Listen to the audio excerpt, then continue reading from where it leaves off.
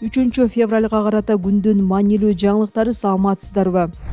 Бишкектеги таштанды челектен табылган ымыркай чарчап калды. Бул тууралуу Саламаттык сактоо министрлигинен кабарлашты. Маалыматка ылайык, наристе ооруканага катуу суук тийген, өтө оор абалда жеткирилген. Дарыгерлердин аракетине карабай, ал 1 февралда чарчап калган. Ымыркайды мектеп окуучулары 28 январда Бишкектеги Интергелпо көчөсүндө жайгашкан таштанды челектен табышкан. Милиция дагы деле тергөө иштери менен алек. Кызматкерлер ымыркайдын апасын жана аны урнага таштаган адамды издөөдө. Клооптун маалыматы боюнча, Кыргызстанда 2010-жылдан 2024-жылга чейин 1000ден ашык наристеден ата-энеси баш тартып же көчөгө ташталган. Ымыркайлар ажатканадан таштанды челектен же тала түздөн табылган. Анын ичинен кеминде 44 бала чарчап калган. Ал эми балдарын таштаган аялдар мындай аракеттин күйөөсүнүн жоктугу же ата-энесинен корккону менен түшүндүргөн.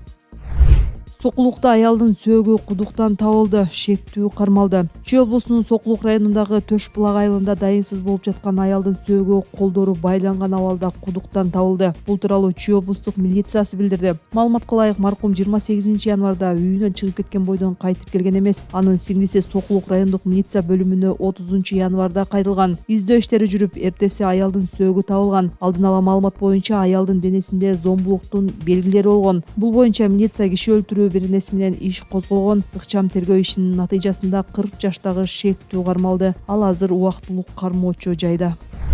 Министрлик мал жандыктарды чет жакка сатууга убактылуу тыюу салды. Айыл чарба министрлиги 31 январдан тарта ача туяктуу жана ири мүйүздүү малды, жылкыны башка өлкөгө экспорттоону убактылуу токтотту. Маалыматка ылайык, мал жандыктарды чет жакка сатуу боюнча мурда берилген уруксат кагаздарда убактылуу жараксыз болот. Бирок министрликтен тыюу канча убакытка созулаарын жана чектөөнүн себебин ачыкташкан жок. Буга чейин депутат Жанар Акаев мал экспорттоодо коррупция бар экенин билдирген. Анын айтымында, Өзбекстанга жума сайын 15-20 миң мал чыгарылат. Ветеринардык кызматтын өкүлдөрү жандык башына 100 сомдон чогултулат. Акаев каражат мекеменин башчысына берилерин айтып, УКМКдан бул ишти териштирүүнү өтүнгөн. Бирок мекеме бул айыптоолорду четке каккан. Буга чейин Айыл чарба министрлиги ун жана буудай экспорттоого 6 айга тыюу салган.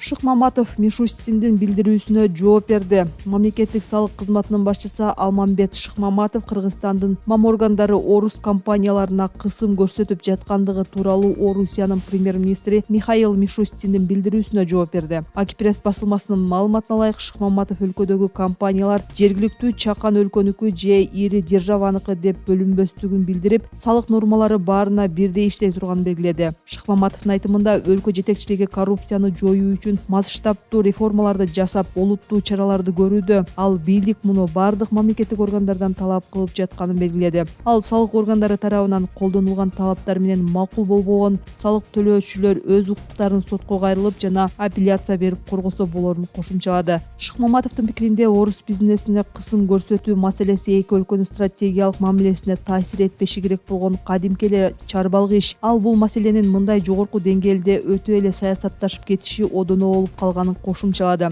Буга чейин Орусиянын премьер-министри Михаил Мишустин Кыргызстандын бийлигин орус компанияларына административдик кысым көрсөтүүнү токтотууга чакырган. Анын айтымында, орус тими Кыргызстанга дипломатиялык нота жөнөткөн жана анда мыйзамсыз кээде опуз алуу мүнөзүндөгү аракеттер боюнча конкреттүү фактылар жазылган. Мишустин ошондой эле ак ниет орус компаниялар Кыргыз экономикасын өнүктүрүп жатканын айткан.